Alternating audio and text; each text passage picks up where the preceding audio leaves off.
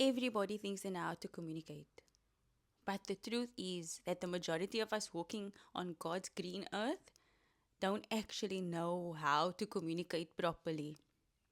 Okay, this week is going to be short and sweet. Last week we spoke about brevity. This week we're going to put it into practice. Also, I've got feedback from my friends that listen to my podcast. So, the feedback that I got was that I need to introduce myself. So, allow me to introduce myself. My name is Rio, and I'm here to help you communicate better. If you put the tips that I'm giving you into practice, you will be a better communicator. I'm gonna work on the intro so that I have something that I can say every week, but that's what we're working with for now. You speak a lot, but you say nothing. You send paragraphs. I asked you last week, I'm asking you again. Seeing that you send in paragraphs, why are you stopping there? Why don't you just write the book and send the person 1,000 pages? Because they're not getting the message anyway. So why don't you just write the book? Are you even aware of what you're saying? My babes, are you even aware of what you are saying? You talk so much. There is so much coming out of your mouth, so many words that you want to get across. Every thought, every feeling, every. But the person doesn't get anything. Most people focus on words. The truth is that words are just the tip of the iceberg. Words make up, hello, baby. Come sit next to me. Words make up 7%. 7% of your actual communication. Not even 10. 7. A measly 7%. The tone of your voice makes up about 38%. The tone alone. Just what you are saying, how you are saying it. Imagine almost 40%. About 55% of what you're saying is body language. And you probably don't even know what your body is doing. Do you know what I'd like you to do? The next time you're in a meeting or you are talking to somebody over the phone or even talking to somebody in person, film yourself and then watch back the conversation. Baby girl, you want my attention, baby. You want my attention, baby girl. And then watch yourself back. Put the sound down. Are you okay? Put the sound down, all the way down. And then watch yourself. Don't have any sound. Yeah, I see that don't have any sound. And then I want you to put the sound up and listen to yourself. Close your eyes. Don't look at the video. Just listen to your voice and how your voice is coming across. This isn't an exact science, okay? It's not an exact science, but what I can tell you is that people feel communication more than they hear it. So we shouldn't be focusing on speech. Baby girl, you do this every week. Every week you do this, my baby girl. Every week I start filming and then you all on me. You were just there. The whole day you were just there. And now, yeah, calm down. Thank you, baby. Just chill. Thank you.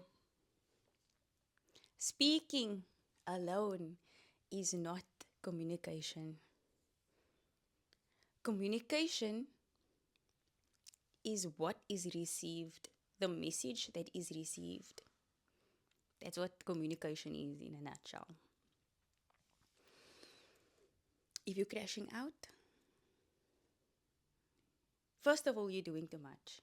Last week, I've already had the boundary in place for the majority of my life. But we set a boundary, me and you together, that we don't crash out. But when you do crash out, there's so much energy. You're doing too much. You're getting all your anger out. You're venting. It's an emotional rant session. And you think you're telling this person everything that's on your mind. But the truth is that It's more about the state that you are in, and the person shifts the focus away from what they're actually talking about right now to how can I calm you down? Because you're not calm. You're erratic. You're volatile. That's what crashing out communicates. It doesn't communicate that you are so frustrated that you want something to change, that you have been driven to this point. That's not what it communicates. What it communicates is that you aren't in control of yourself. Short replies, say on WhatsApp, you're sending short replies and the person asks you, are you mad? And you say, nah, come on. Come on now. Let's talk about non-verbals. A different part of communication is non-verbals. Non-verbals is eye contact. Eye contact is something that personally I struggle with eye contact. It's something that I'm working on, kinda. I don't know. I don't like eye contact for me personally, but it is a very important part of communication, making eye contact.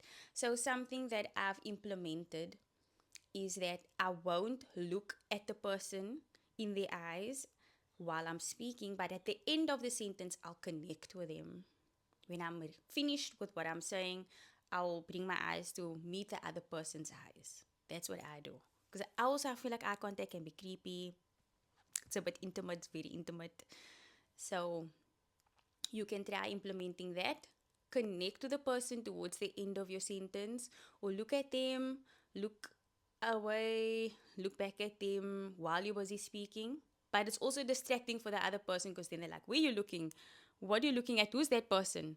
So be mindful of that. Then you also have your posture. Is your posture open? Is your posture closed? What a lot of people don't realize is that when you cross your arms, it's not a sign of being closed off. That's what there's a lot of rhetoric out there that crossing your arms means that you are closed off. But it's more a self soothing posture that you adopt when you are folding your arms. It's like you're giving yourself a hug because whatever you are hearing is uncomfortable. We know, we know that now. So be cognizant of that.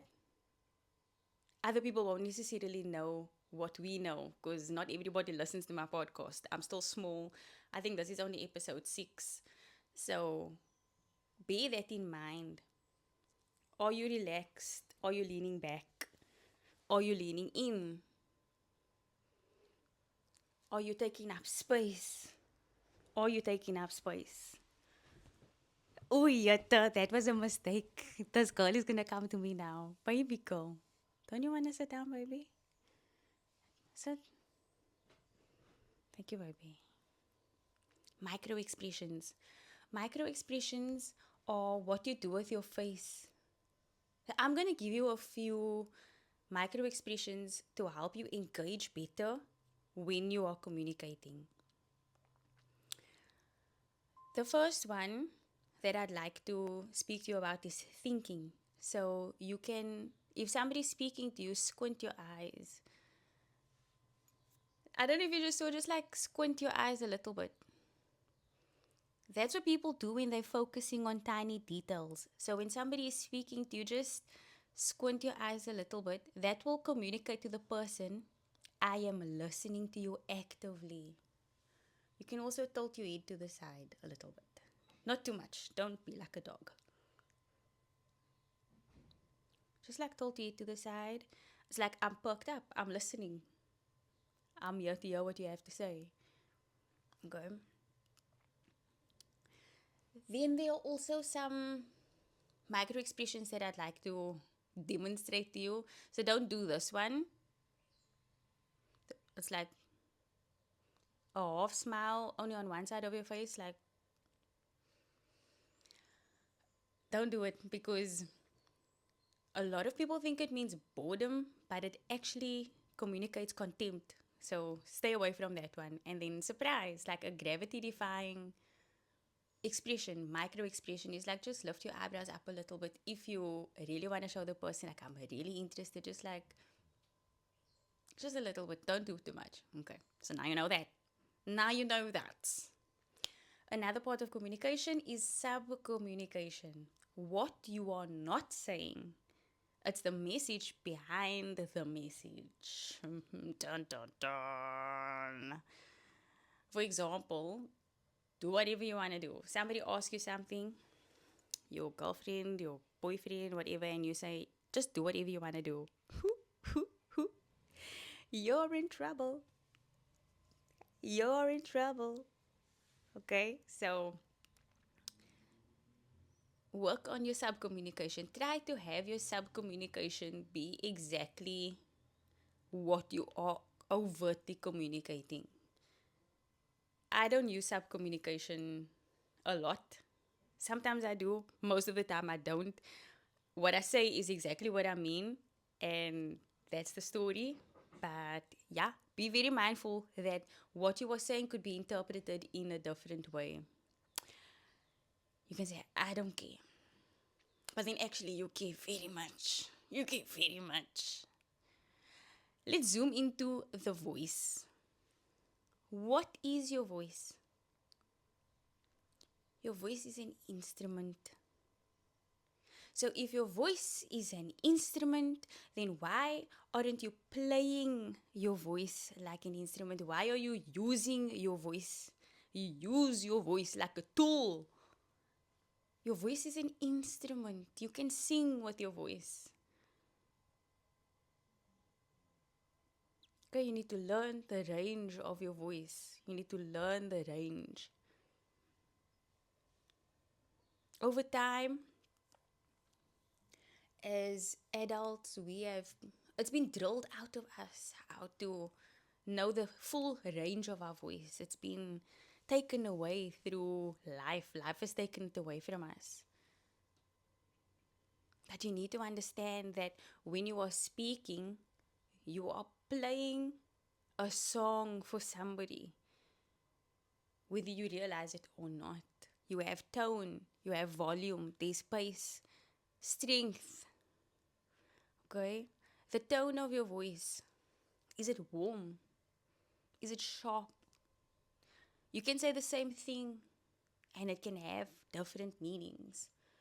I said no. I said no. I said the same three words. I said it differently and they had different meanings, completely different meanings because of the tone that I said it in. Volume. If your volume is very soft, depending on the context, you can communicate that you are unsure of yourself, or you can communicate um, a very scary something. Okay? No, very scary something. Depending on the tone. Example, if you say that one more time. You see, it's soft, but it's like, I dare you to say this one more time. Say it again. Say it again. Okay, you see? Loud is energetic. It can also come across as aggressive. Say that one more time. I dare you. Say it one more time. You see, same words, different volume. Then you've also got pace. Now, pace is something that is very effective, but it's not something that a lot of people intentionally use when they are speaking. Pace is the rate of speech, basically, like how many words are coming out of your mouth at a time. When you slow down,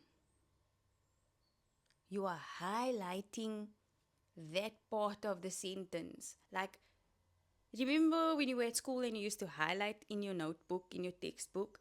Slowing your speech down highlights the point you are making. Okay? If you're speaking very fast all the time, what you were saying will definitely get lost.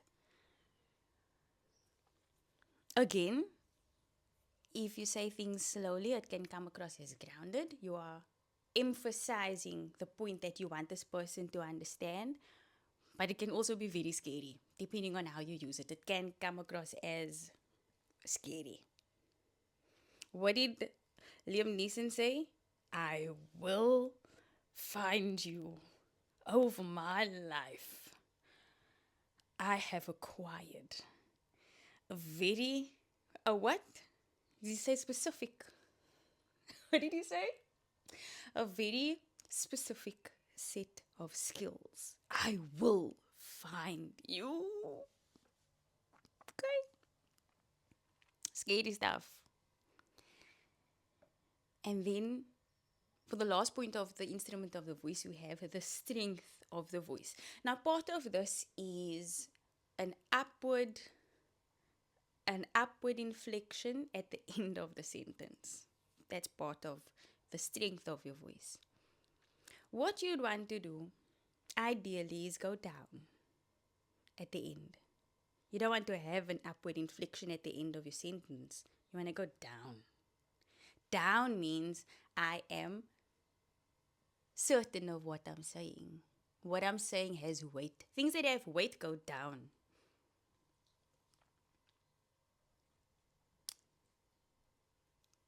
If the strength of your weakness,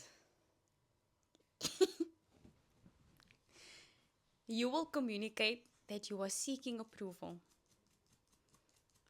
If your voice is steady, it communicates that you have self-trust, that you trust yourself. For example, I don't actually know if this thing is going to... My tablet is on airplane mode again, so I have a game that I play, and I don't like the ads, so I put it on airplane mode. Come, please bring the connection back quickly so that I can get my notes.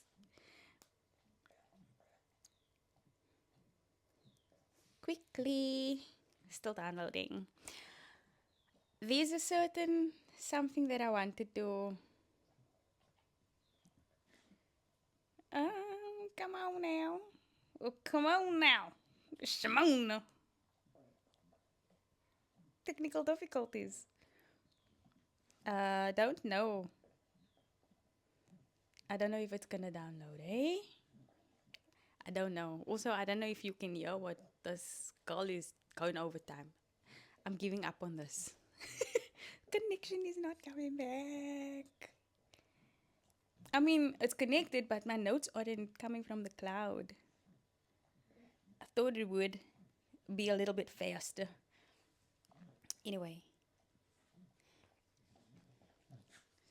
let's think about something. Let's think about upward inflection. What do you think of the weather today? Somebody asks you, what do you think of the weather today? And you say, I don't know. I think it's okay. It's raining.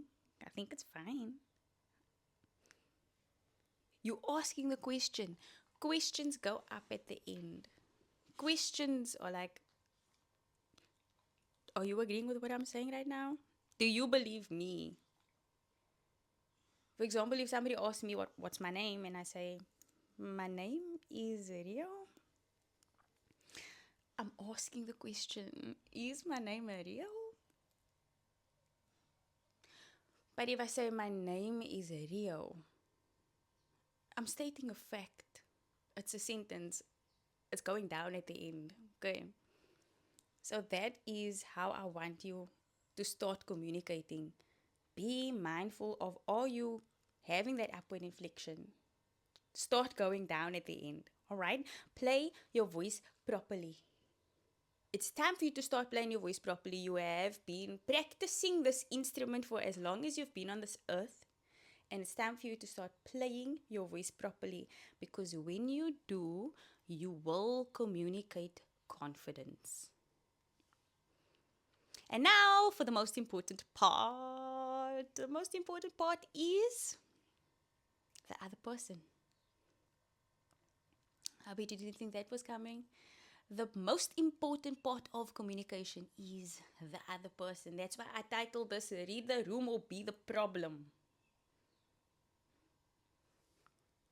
You need to focus on how do I say this? Like the old people used to say, it's not what you say, it's how you say it. What is the state that they are in? That's what you need to focus on. How do I say this? And what is the state that they are in? If the person is defensive, if they are emotionally activated, your logic is not going to land with them. You have to shift into emotional negotiation if you want to get across to them. If you want to get your message across, you can't come at them with facts because they are emotionally activated. You've only got two brains. Well, if you're a guy, you've also got the other one. But okay, that's the other head, and that's not this kind of podcast. So you have to understand that you can only think with your emotional brain or your logical brain, but you can't think with both of them at the same time. So you can either meet somebody where they are. If they are emotional, you need to meet them with the emotions and you have to work with them at an emotional level. Or if someone feels safe, they're going to hear what you say and then you can come at them with logic. Okay? If people keep understanding you, I hate to break it to you, it might be you. If people keep misunderstanding you, you are the common denominator.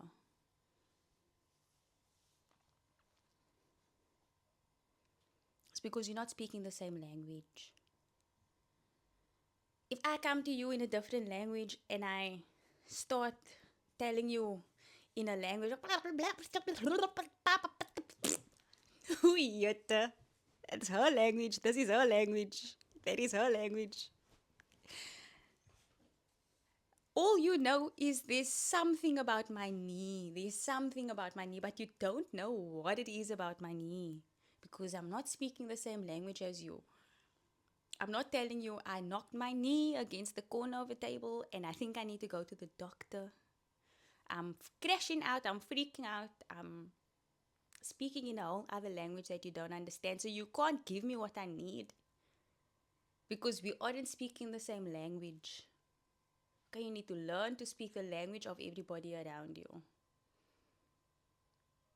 Awareness. Awareness changes everything before your technique matters. Alright, that's all from me for now. I'll see you in my next one. Okay, bye, my babes. Bye. Say bye, baby. Say